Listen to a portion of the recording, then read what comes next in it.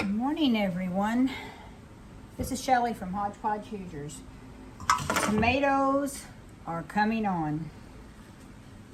It's early in the morning here. It's 5:45 and I get my grandbabies today, so I want to get this out of the way.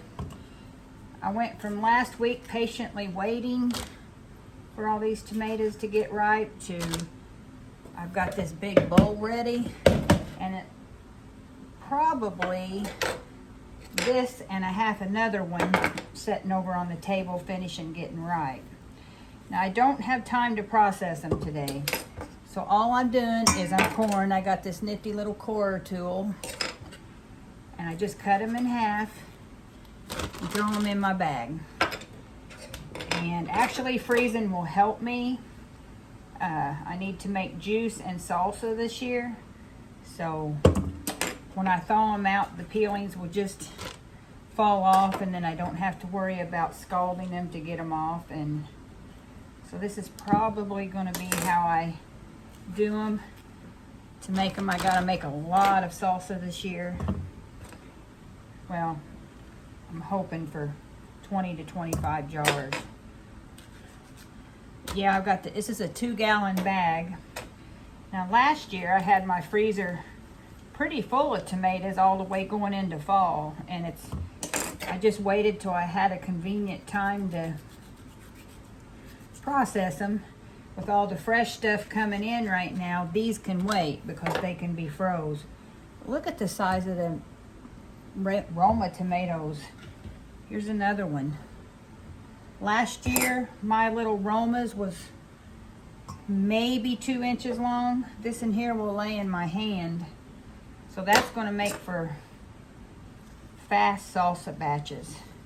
This is a new variety. I think it's called Big Mama.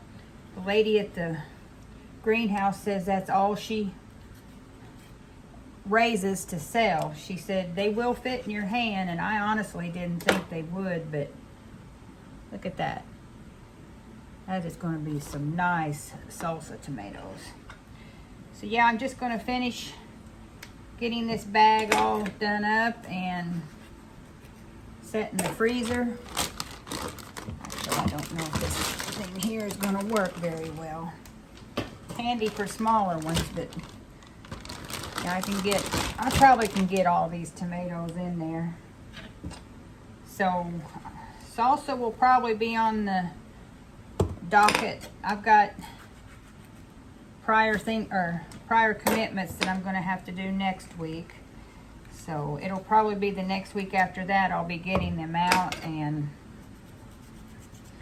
starting on my tomato projects. I've got bell peppers coming on, which we eat them fresh. We like them fresh, or we'll dice them up and freeze them, so not too worried about preserving them. I do have banana peppers coming on.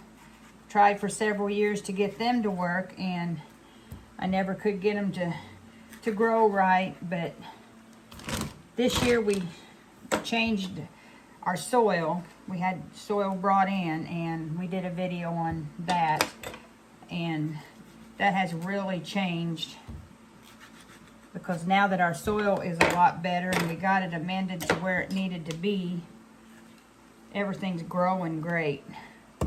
I've only had paste tomatoes get this big one other time since I have been growing gardens, and that was just an accident.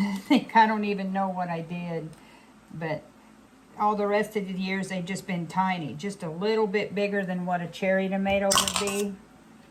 So I'm excited. I want to make sure I get these again. Yeah, this bowl full, as big as these tomatoes are, I'm going to fill that 2-gallon bag pretty fast.